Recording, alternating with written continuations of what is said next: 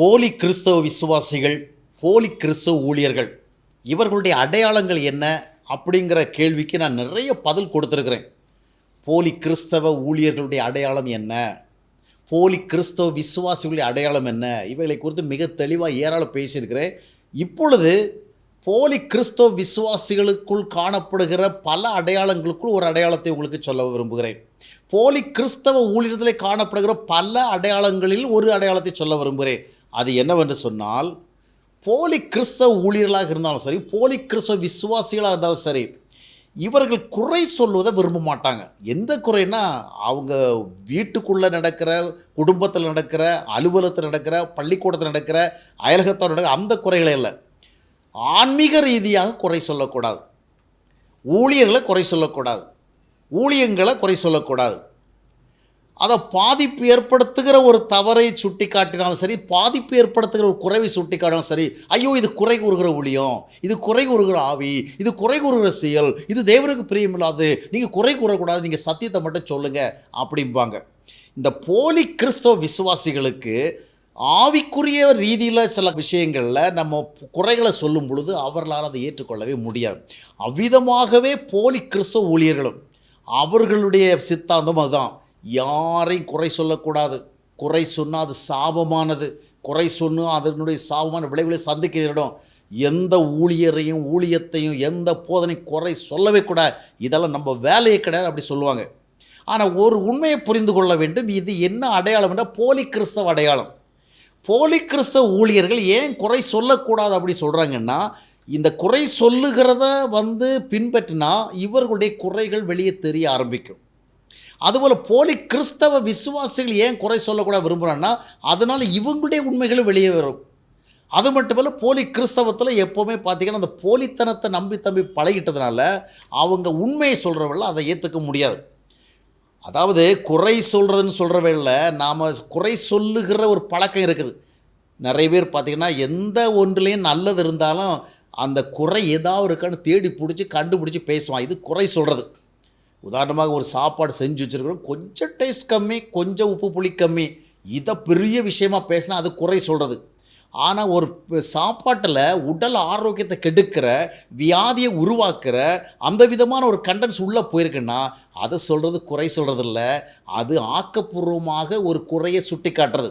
இப்போ ஆவிக்குரிய ரீதியாக வருகிற பொழுது சத்தியத்திற்கு எதிரான காரியங்கள் எதுவாக இருந்தாலும் அவைகள் சுட்டி காட்டப்பட வேண்டும். இப்போ இயேசு கிறிஸ்துவுடைய காலத்தில் அதை செய்யலையா? பரிசேயர்கள் சதுசேயர்களுடைய மாய்மாலமான செயல்களெல்லாம் ஆண்டவர் எத்தனையோ விதங்களை சுட்டி காட்டினார். அதையெல்லாம் நாம் ஏற்றுக்கொள்கிறோம். இப்போது நம்ம ரீஃபார்ம் சர்ச்சஸ்ன்னு சொல்கிறோம், சீர்திருத்த சபைகள்னு சொல்கிறோம். இந்த சீர்திருத்த சபைகளை எங்கேருந்து வந்தது? மார்ட்டின் லூத்தருடைய ப்ராட்டஸ்டன்ட் பண்ண அந்த சூழந்து வந்தது. இப்போ மார்ட்டின் லூத்தர் என்ன பண்ணார்? 95 தீசஸ்ன்னு சொல்கிறோமே ஃபேமஸ். அது என்ன? அது 95 தீசஸ், 95 குற்றங்கள், 95 குறைகள், 95 தவறான பின்பற்றப்பட்ட காரியங்கள். இப்போ நாம் அதையெல்லாம் புகழ்ந்துக்கிறோம்.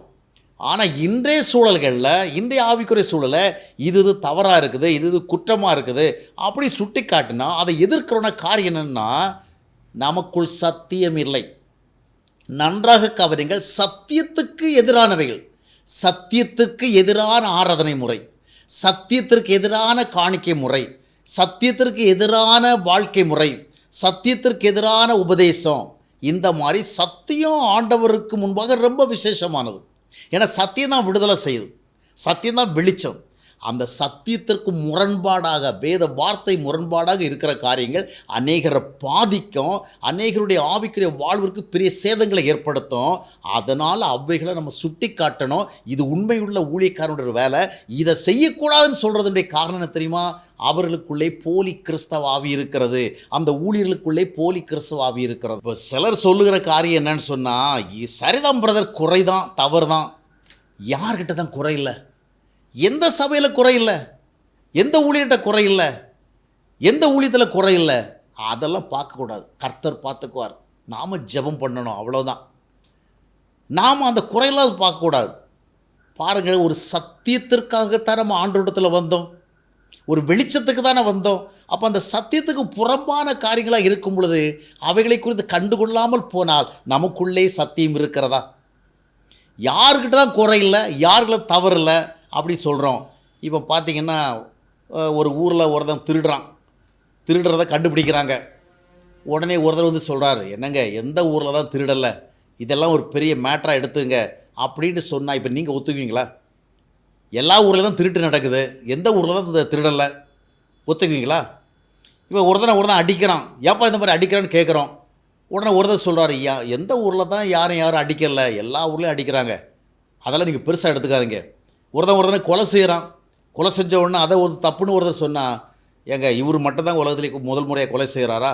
யாருமே கொலை செய்யலையா? இவன் மட்டும் தான் கொலை செஞ்சுருக்கிறானா? அதனால் அது பெரிய மேட்டராக எடுத்துக்காதீங்க அப்படி சொன்னால் நீங்கள் ஒத்துக்குவீங்களா? அதனால் எல்லா ஊழியத்துலேயும் தவறு இருக்கிறது, எந்த ஊழியத்தில் குறை இல்லை, எந்த ஊழியத்தில் குற்றம் இல்லை அப்படி சொல்லும்படி இருந்தாலும், குறைவென்ற ஒன்றை ஒரு ஊழியத்தில், ஒரு சபையில், ஒரு போதனையில், ஒரு ஊழியத்தில் பார்த்தா அது சுட்டி காட்டப்பட வேண்டும். எங்குதான் இல்லை என்றால் என்ன அர்த்தம்? நாம் எல்லாவற்றையும் ஏற்றுக்கொள்வோம், எல்லாவற்றையும் அக்செப்ட் பண்ணிக்குவோம். அப்போ என்ன அர்த்தம்? ஒருபோதும் தவறுகளை நாம் விசேஷித்து அறிய மாட்டோம், சீர்திருத்த மாட்டோம், அறிய மாட்டோம், எல்லாவற்றையும் அக்செப்ட் பண்ணிக்குவோம். அப்போ என்ன நடக்கும்? அப்போ காணிக்கை தொடர்பான காரியங்களில் போய் நிறைய சொல்லப்படுகிறது. இதை நம்ம ஏற்றுக்கொண்டோன்னா எல்லா ஊழியங்களும் என்ன நடக்கும்? இதுதான் நடக்கும். ஆராதனை சம்பந்தப்பட்ட காரியங்களை சத்தியத்துக்கு விரோதமான காரியம் நடைபெறுகிறது. பொய்யான தீர்க்க தரிசனம் சொல்லப்படுகிறது, பொய்யான வாக்கு தத்தங்கள் கொடுக்கப்படுகிறது, பொய்யான போதனை முறை, பொய்யான தரிசனங்கள், இதெல்லாம் சத்தியத்துக்கு விரோதமானது, விசுவாசிகளை வஞ்சிக்கிற தன்மை உள்ளது. இதை சொல்லலைன்னு சொன்னால் இதையெல்லாம் நம்ம ஏற்றுக்கிறோம், அப்படி தான் அர்த்தமாகும். அப்போ இது போன்ற காரியங்களில் குறை சொல்லுகிறதையே தவறு என்று சொல்லுகிற பொழுது அது எதனால் தூண்டப்பட்டு சொல்லுகிறோம்? நாம் ஒரு போலி கிறிஸ்தவ ஆவிக்குள்ளே இருக்கிறோம், நாம் ஒரு போலி கிறிஸ்தவ ஊழியராக இருக்கிறோம், அதனால தான் அதை சொல்கிறோம். உண்மையான ஊழியக்காரராக யார் இருந்தாலும் சரி, உண்மையான விசுவாசி யார் இருந்தாலும் சரி, குறையென்ற ஒன்று இருந்தால் அது ஒட்டுமொத்த உலகத்தில் இருக்கட்டுமே, இது குறைனா இதை சொல்லும். இப்போ ஒரு கடையில் ஒரு ஜாமான் வாங்க போகிறீங்க, அந்த வாங்கின பொருள் ஒரு குறைபாடு இருக்குது, உடனே கடைக்காரர் சொல்கிறாரு, ஏங்க இதெல்லாம் குறை சொல்லாதீங்க, நீங்கள் எந்த கடையில் பொருள் வாங்க போனால் ஏதோ ஒரு குறை இருக்கும் அப்படி சொல்லி நீங்கள் வாங்கிடுவீங்களா அந்த பொருளை? எப்பா எந்த கடையில் இருந்தால் எனக்கு மேட்ரு கிடையாதுப்பா, உன் கடையிலேருந்து நான் வாங்குகிற பொருள் கரெக்டாக இருக்கணும், நீங்கள் கேட்பீங்களா கேட்க மாட்டீங்களா? அப்போது யாருக்கிட்ட தான் குறை இல்லை, யார்கிட்டவும் தவறில்லை, இது ஒரு சரியாக நியாயமே அல்ல. இறுதியாக யார் குறை எதுவுமே சொல்ல மாட்டாங்க, யார் எந்த தவறையுமே சுட்டி காட்ட மாட்டாங்க, யார் என்ன நடந்தாலும் சைலண்டாக இருப்பாங்க. நீங்கள் கொஞ்சம் கவனித்து பார்த்தீங்கன்னா, தேவனை அறியாதவன் குறைகளை சொல்ல மாட்டான். சத்தியத்தை தங்களுடைய வாழ்க்கையில அனுபவிக்காதவர்கள் குறைகளை சொல்லவே மாட்டார்கள். சத்தியத்தின்படி நடக்காதவர்கள் குறை சொல்ல மாட்டாங்க. யாராவது எந்த குறையும் சொல்லலையா, எதை பற்றி கவலைப்படலையா? இப்போ பார்த்திங்கன்னா நம்ம ஆளுகள் ஊழியக்காரங்க விசுவாசி என்ன பண்ணிங்கன்னா, இன்னொருடைய வேலைக்காரனை குற்றவாளியை தீர்க்கிறதுக்கு நீ யார்? ஒருவரை நீங்கள் நியாயம் தீர்க்காமல் இருங்கள், நியாயாதிபதி வாசல் என்று நிற்கிற, இப்படி சில வசனங்களை சுட்டி காட்டி அந்த வசனங்கள் எந்த அர்த்தத்துக்காக, எந்த நோக்கத்துக்காக, எந்த சூழலுக்காக சொல்லப்பட அது ஒன்றையும் கவனிக்காதபடிக்கு நாம் குறை சொல்கிறத பாவம்னு காட்டுறதுக்காகவே இந்த வசனங்களை எடுத்து காட்டுறது. ஆனால் தேவனை அறிந்த ஒரு மனிதன், சத்தியத்தை அறிந்தவன், அவன் சத்தியத்துக்கு எதிராக நடக்கிற காரியங்களை சொல்லாமல் இருக்கவே மாட்டான். நீங்கள் ஏதாவது ஒரு ஊழியக்காரரை, அவர் எந்த ஊழியக்காரரையும் எந்த ஊழியத்தையும் எதையுமே சொன்னதில்லை அப்படின்னு சொன்னால் நீங்கள் புரிஞ்சுக்கலாம், இவர் தேவனை அறியாத ஊழியக்காரர்.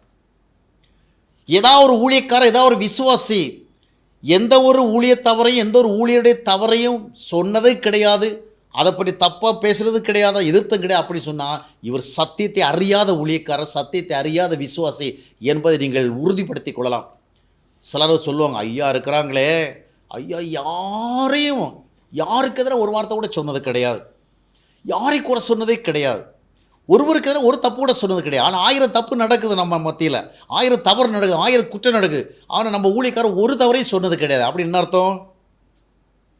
எல்லாவற்றையும் ஏற்றுக்கொண்டிருக்கிறோம். இதனுடைய அடையாளம் என்ன தெரியுமா? இதனுடைய உண்மை என்னவென்றால், தேவனுடைய சத்தியத்தில் நடந்து பழகாதவர்கள், சத்தியத்திற்கு எதிரான காரியங்கள் நடைபெறுகிற பொழுது அந்த குறையை சொல்லவே மாட்டாங்க. அடிப்படை என்ன தெரியுமா? தேவனை அறியாதவன் குறை சொல்ல மாட்டான். சத்தியத்தை அறிந்து அனுபவிக்காதவன் குறை சொல்ல மாட்டான். சத்தியத்தில் நடக்காதவன் குறை சொல்ல மாட்டான். தேவனை அறிந்தவன் தேவனுக்கு விரோதமான காரியங்களை காணுகிற பொழுது அவன் சுட்டி காட்டுவான். அது யாரையோ யாருக்கும் தீங்கு செய்கிறதுக்காக இல்லை, யாருக்கும் கெட்ட பேர் ஏற்படுத்துறதுக்காக இல்லை, இது சத்தியத்துக்கு விரோதமானதையா, இது நல்லது கிடையாது, சீர்திருத்தி கொள்ளணும், அதனால் அவன் சொல்லுவான். அதனால் தேவனை அறிந்தவன் குறை, அதாவது மற்றவர்களுக்கு பாதிப்பு ஏற்படுத்தும்படியான அந்த குறைகளை சொல்லுவான். சத்தியத்தை அறிந்து அனுபவித்தவன் அதற்கு முரண்பாடாக காரியங்கள் பார்க்கும் பொழுது எந்த ஊழியத்தில் இருந்தாலும் சரி, எந்த ஊழியத்தில் அவன் அதை சொல்லுவதற்கு கடமைப்பட்டவன். தேவனுடைய சத்தியத்தின்படி நடக்கிறவன் குறைகளையும் தவறுகளையும் பார்த்துவிட்டு சைலண்டாக ஒருபோதும் இருக்க மாட்டான். அப்படி இருந்தால் அவன் உண்மையான ஊழியக்காரனாக இருக்க மாட்டான். எனவே போலி கிறிஸ்தவ ஊழியர்களும் போலி கிறிஸ்தவ விசுவாசிகளும் தான் குறைகள் சொல்லப்படுவதை, அதாவது சொல்லப்பட வேண்டிய குறைகள் சொல்லப்படுவதை எதிர்ப்பார்கள். அது அவர்களுக்கு ஒருபோதும் பிரியமாக இராது.